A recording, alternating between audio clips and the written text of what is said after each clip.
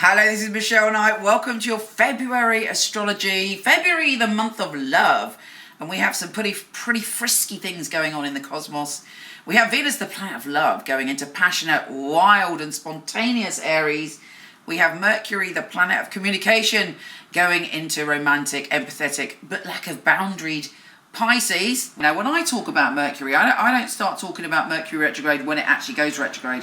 I'm very passionate about Mercury retro shadow, because what people don't realise is that when Mercury's in retro shadow, which begins on the 2nd, it's more or less the same bloody thing. We all have to be careful from the 2nd of February. Anyway, there is much wonder as Venus goes into Aries, and we also have a full moon in luscious Leo. There's intensity, pleasure and passion to be had as long as we're careful about that old Mercury. Here is your monthly astrology.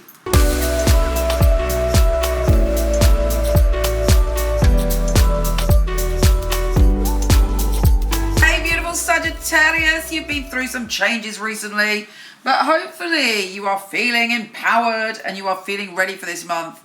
And your optimism will carry you through the intensity of the Mercury retrograde. You know, I'm never a big fan of telling people when Mercury is retrograde, because it means we have to do a bit harder work. We have to be a little bit cautious. But, you know, at the end of the day, it also allows us to heal the past, talk about things from the past, and go through things in our own minds. The only problem is when we're rash, or when we enter into wherever the energy is, or we're dealing with people and we don't have a clear picture. So, you know, for you, Mercury is going retrograde in your home and family zone. It's not the place to really sign contracts or do anything in terms of moving. Although, do you know what? Even I've moved in a Mercury retrograde. It just means there might be some irritations, and you've got to trebly check things and definitely have the highest survey done of any property you're buying and all of that, you know. But ideally, don't be doing any of that. Don't be sort of going to confront anybody in your family necessarily about things to do with the past.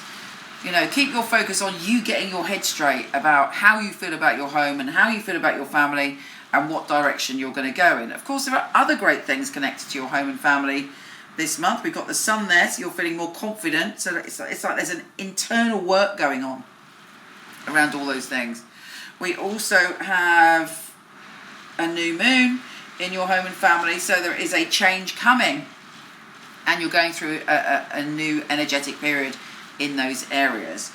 Now, in good news, we have Venus, the planet of love, going into one of the best positions. It's going into your pleasure zone. Yeah, baby, Venus in the pleasure zone sounds good to me.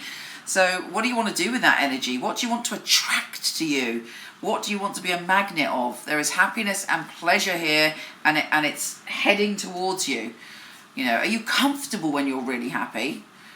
Well, probably you are actually, if you're a typical Sagittarius, because you're the most optimistic of all the signs. Even more optimistic, I would argue, than an Aries. And I'm a very optimistic Aries.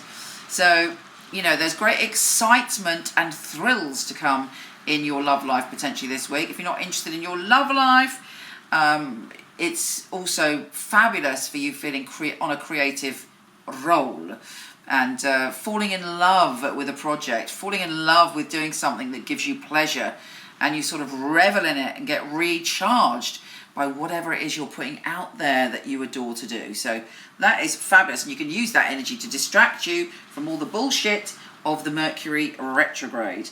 And Venus is conjunct Chiron as well, so there's a big healing going on, a profound healing going deep within you, where you hopefully will wake up this month and go, yes, I am worthy of success and love and doing things that make me happy.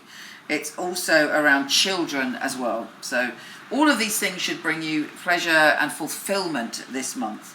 The new moon is making you hungry to go on a journey or to explore something. You might think about studying when that full moon occurs on the 9th of February, and you're open to action and adventure. Mars is shifting signs and grounding you, allowing you to lay foundations and become a builder of something in your life. What do you want to build? What project are you going to get excited about? You are digging the firm foundations with Mars, and you've also got like real strength to get stuck in and build whatever you want to build. And I would say, it looks to me as if what you want to build is something that is enjoyable. It's not like you're going to be grafting away for something that just feels a chore that you're doing for the end result. So allow yourself to really indulge in the wonder and magic of things that you like doing as well.